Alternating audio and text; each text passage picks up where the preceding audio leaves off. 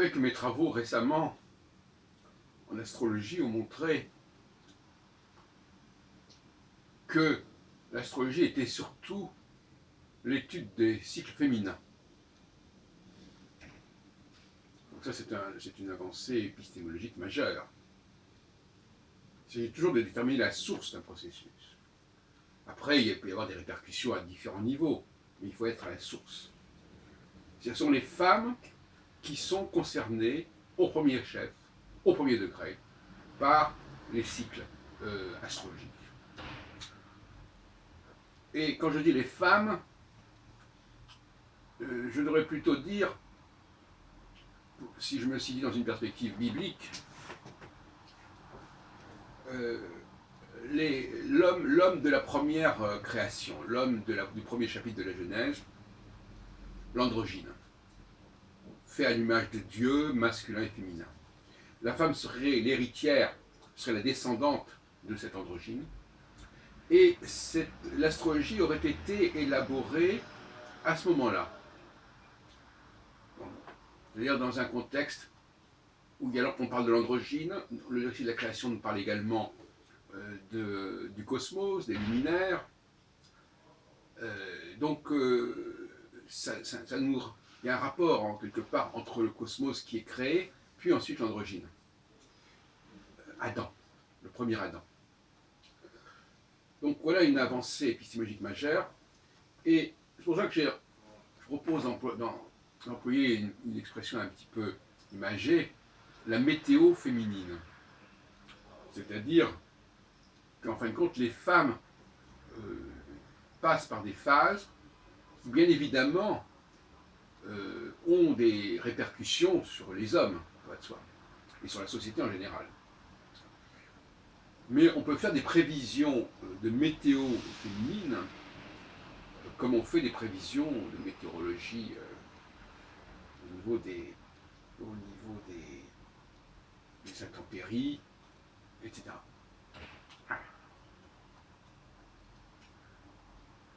C'est un instrument essentiel, cette météo féminine, au niveau du politique notamment, mais aussi au niveau de la vie privée.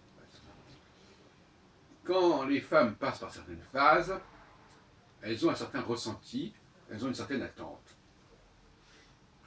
Et quand elles passent par d'autres phases, elles ont une autre démarche. C'est très binaire tout ça. Et leur rapport au monde n'est pas la même, leur attente n'est pas la même, leur rapport aux hommes n'est pas le même. Et bien évidemment, elles-mêmes ne sont pas forcément conscientes de cette cyclicité qui vient compléter l'autre cyclicité qui est celle justement de la cyclicité de la méno, c'est-à-dire on dit ménopause justement pour dire que c'est la fin.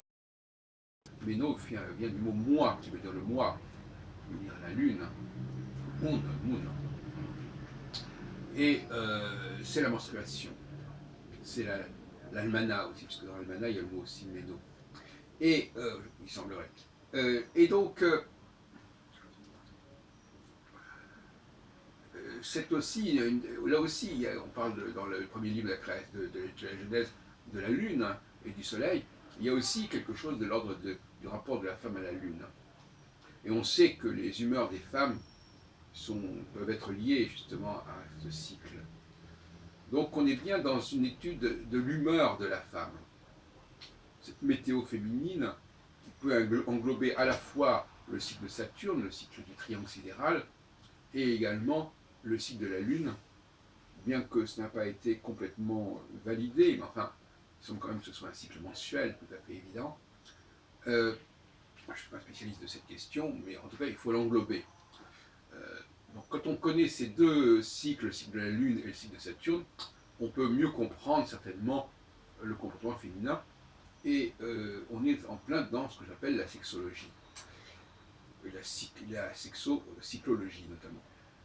Alors, récapitulons nos dernières conclusions, mais on va le faire à l'aune de l'actualité immédiate, à savoir des manifestations consacrées à la loi travail, qui ont fait beaucoup couler, donc qui vont encore en faire couler.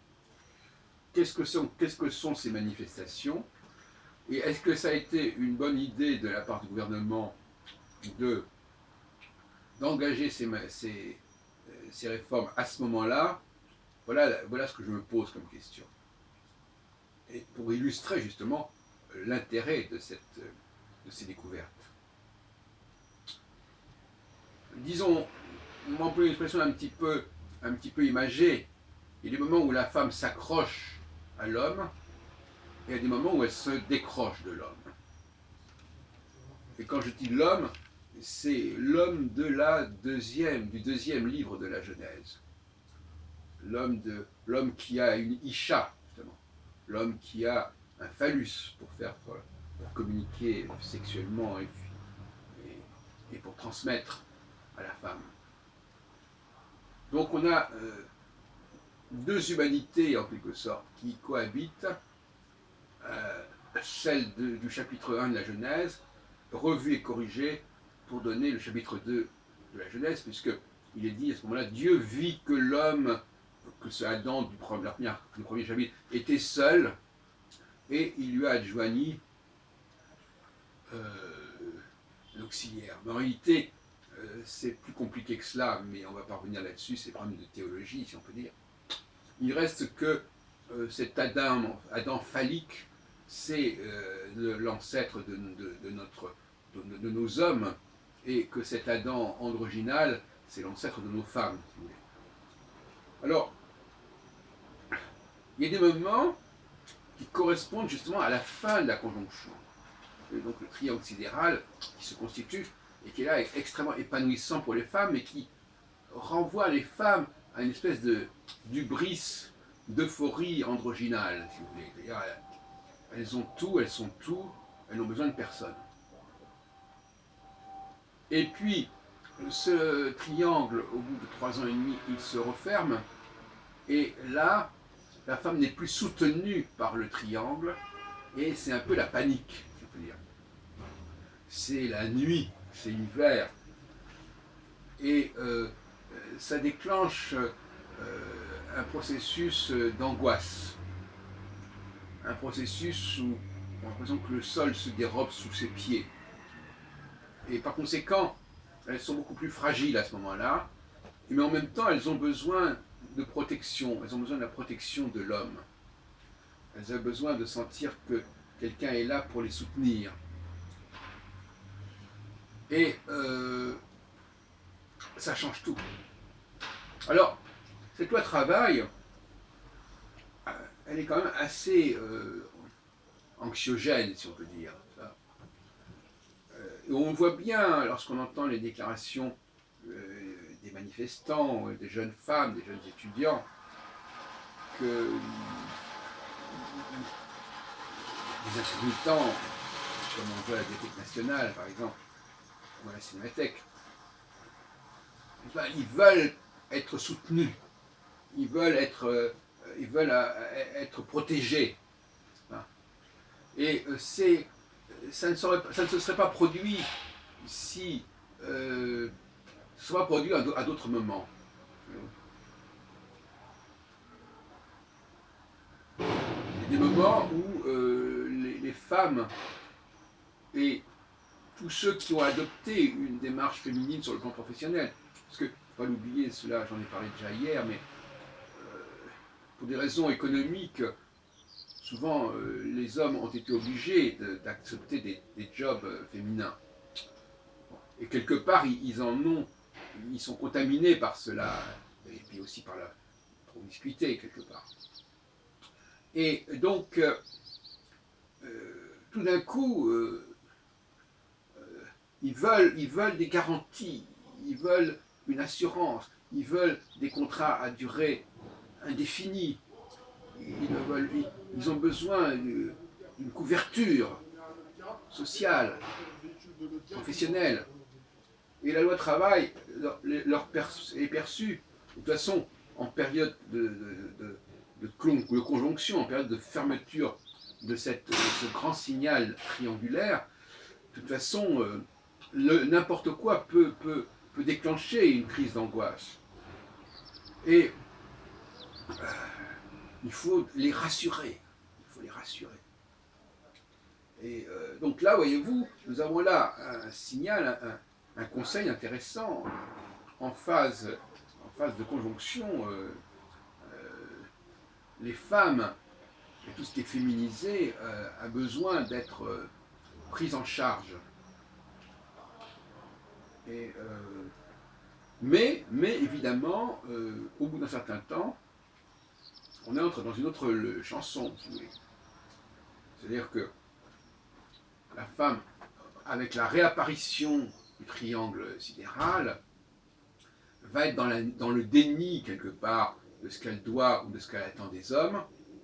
Elle va vouloir voler de ses propres ailes, et donc par conséquent, il va y avoir un retour de bâton quelque part. Il va y avoir quelque chose qui va être dans notre... Et donc finalement, tout ça, ça produit une image contrastée et contradictoire de la femme, parce qu'à certains moments, elle a certaines revendications, à d'autres moments, elle a d'autres affirmations, et tout ça, ça crée de la confusion si on n'a pas une grille, si on n'a pas un schéma qui permet d'expliquer ce genre d'évolution. Hein. Et le rôle de mon travail, c'est justement de mieux comprendre le comportement féminin, pas dans une espèce d'intemporalité, mais en phase, selon des cycles, selon des phases, justement. Et je crois que c'est absolument essentiel pour bien gérer une société de maîtriser ces paramètres.